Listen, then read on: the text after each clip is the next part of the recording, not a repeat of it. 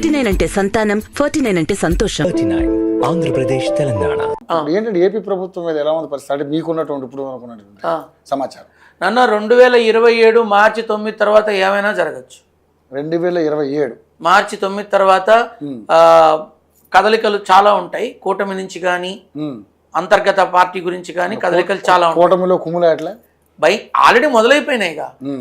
నేను అన్నానని కాదు, ఒక్కసారి నువ్వు వెనక్కి రివర్స్ చేసుకుని వెళ్ళు. మనం మాట్లాడుకున్నప్పుడు చెప్పా టీడీపీకి జనసేనకి కొన్ని గొడవలు అవుతాయని చెప్పా.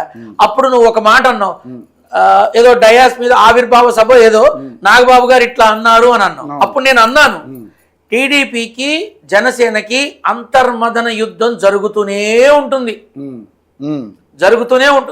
తర్వాత పెద్దవాళ్ళు ఎన్ని మాటలు మాట్లాడినా ఎన్ని చేసినా ఆ యుద్ధం జరుగుతూ ఉంటుంది. కాకపోతే నివురు గప్పిన నిప్పులా ఉంటుంది అంతే. ఎప్పుడో విస్ఫోటనం సమయం వచ్చినప్పుడు తప్పదు నాన్న, తప్పదు. ఎందుకు సార్ బంగారులాగా ఉన్నారు, ఎందుకు అలాగా ఎవరు కోరుకుంటున్నారు? చాలా మంది వాళ్ళిద్దరి మధ్య ఒక మాట చెప్పనా, చాలా మంది ఏంటంటే మా కూటమి ప్రభుత్వంలో ఉన్న 3 బీజేపీ, జనసేన, టీడీపీ. టీడీపీకి శాసనసభ్యుల బలం ఎక్కువగా ఉంది. చరిష్మా కళ్యాణ్ బాబు నుంచి వచ్చింది, బలం బీజేపీ నుంచి వచ్చింది. ఈ మూడిట్లో ఇప్పుడు ఏది కదిలినా పరిస్థితి ఏంటి? బలం బీజేపీ నుంచి వచ్చిందంటారా ఏపీలో? నాన్న అక్కడ ఒకటి గుర్తుపెట్టుకో, బీజేపీ అండగా నిలబడింది, బీజేపీ అండగా నిలబడింది.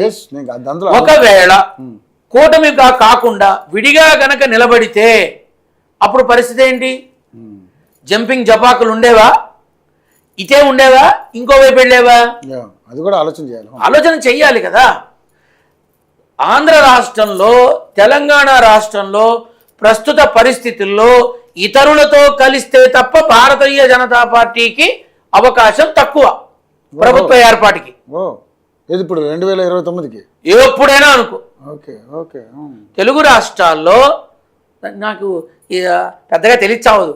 ప్రాంతీయ పార్టీలని, నేషనల్ పార్టీలు అంటే రెండే ఉన్నాయి, బీజేపీ, కాంగ్రెస్. ప్రాంతీయ పార్టీలు అంటే చాలా కదా. భారతీయ జనతా పార్టీకి ఇంకొక బలం ఉంటే తప్ప ప్రభుత్వ పాలనకి అవకాశం ఉండదు. ఇంకొకరి బలం తెలుగు రాష్ట్రాల గురించి నేను మాట్లాడేది తెలుగు రాష్ట్రాల గురించి ఉండదు. తెలంగాణలో ఎక్కడైనా సరే ఉండదు, ఉండే అవకాశం లేదు. సింగిల్ గా వాళ్ళు వచ్చి నిలబెట్టడానికి ఆస్కారం తక్కువ. జరిగేది అదే. నీకు 2027 తర్వాత తెలంగాణ పాలిటిక్స్ ను ఊహించలేవు. కాబట్టి ఆంధ్రాలో జరుగుతున్నటువంటి స్థితిగతుల్లో డబ్బులు లేవు, అభివృద్ధి కావాలి, అందరూ ఆలోచిస్తున్నారు. రోడ్ల నిర్మాణం బాగానే జరుగుతున్నాయి అంటున్నారు నాన్న. అన్నీ జరగాలి కదా, అన్నీ జరగాలి. 2027లో జమిలీ వస్తే అప్పుడు పరిస్థితి ఏంటి? 100కు 100 హామీలు అక్కడవుతాయా, ఇక్కడవుతాయా? కదా. అప్పుడు తెలుస్తే చాలా మందికి. కాకపోతే ఏంటంటే ప్రస్తుత పరిస్థితిలో కూటమికి బలం ఎక్కువగా ఉంది కాబట్టి ఆ బలాన్ని వాళ్ళు ప్రజలకి అంకితం చేస్తే మరింత బాగుంటుంది.